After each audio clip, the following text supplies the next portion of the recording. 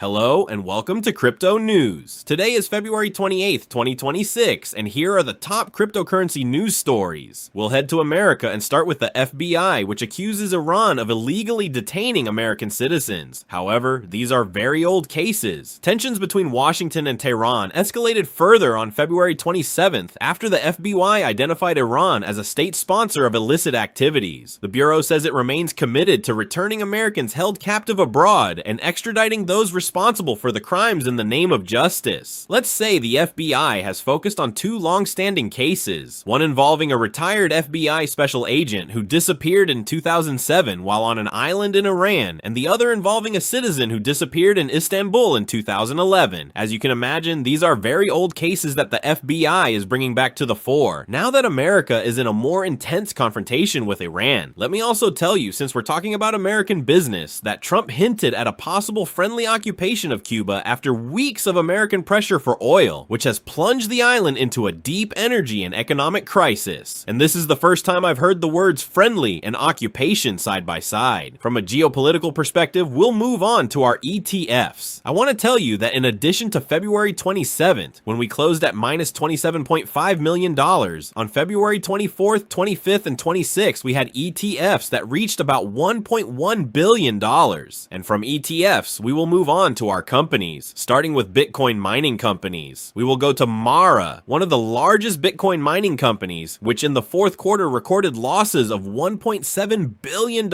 as the price of Bitcoin fell. Revenue is down 6% for the company, and what is the trick that we know that almost all Bitcoin mining companies are doing? They are turning to artificial intelligence. We learned that Mara Holdings has partnered with Starwood Property Trust to develop a data center focused on artificial intelligence, so it will convert some of its facilities in the US. In addition to those, it has already partnered with third parties for AI data centers, so that it can hedge against Bitcoin price fluctuations and remain profitable. Moving on, we'll move on to TeraWulf, which also didn't have a good quarter in 2025, reporting a loss of $1.66 per share for the fourth quarter compared to a loss of 21 cents per share a year earlier. Analysts surveyed by Yahoo Finance reported a loss of just 16 cents per share. Furthermore, revenue for the 3-month period ended December 31st rose to $35.8 million, while analysts had reported $44.1 million, so its share isn't very green, as you can imagine. Continuing with our coins, we'll move on to Alchemy, which also includes AI agents. Blockchain infrastructure company Alchemy is launching a system that allows AI to perform automated sales and access blockchain data services using on-chain wallets and USDC as the underlying stablecoin. The initial release allows AI agents to directly query blockchain networks, control ownership of non-fungible tokens, NFTs, view wallet balances across multiple chains, and access real-time token price data with additional networks and services planned. Let's say that Conybase's X402 protocol has been used, which was created for this very reason, so that artificial intelligence can come to the blockchain and we can do the farming and sales automatically. Recently, we will move on to Ethereum's new plans to make it faster, and specifically the co-founder of Ethereum, Mr. Vitalik, added a recently published roadmap that describes how Ethereum plans to become faster and have faster finalization. Let's say, for starters, that the reception time is the time it takes Ethereum to produce new blocks, which is currently about 12 seconds. The roadmap aims to reduce this time to 2 seconds to improve responsiveness, and this will happen gradually. That is, from 12 it will go to 8, it will go to 6, it will go to 4, until we reach 2 seconds. Also, upgrades to the way Ethereum nodes communicate with each other, like sharing new blocks and data without having to download duplicate data. The second major improvement on the roadmap is finalization, or the point at which a transaction is mathematically guaranteed to be irreversible, which is currently about 16 minutes, and they want to reduce that to 16 seconds, which is just as important. And all of these upgrades also provide protection against quantum computers, because as they say, the network, when it gets fast enough, can get to a state where if quantum computers suddenly show up, they lose the finality guarantee, but the network can still operate without any problems, as they say. Let's say we can see all of this on Ethereum for the next 4 years, so be prepared, and below I have the roadmap. As you can see, the consensus layer, the data layer, and the execution layer are essentially separate from each other, with only a few times they need to communicate with each other to get a result. And it's time to go to our favorite cryptocurrency market, where Bitcoin is just at $63,000. We're on our channel, and the US Producer Price Index, PPI, came out, and the previous one was at 3.5%, and the current one reached 3.4%. That wraps up the top news for crypto today, February 28th, 2026. I'd like to remind you that the content you just watched is created for educational purposes only, and should not be considered as investment advice, but rather as investment opinion. Please subscribe to the channel, leave a like, and feel free to comment. Take care everyone, and have a good day.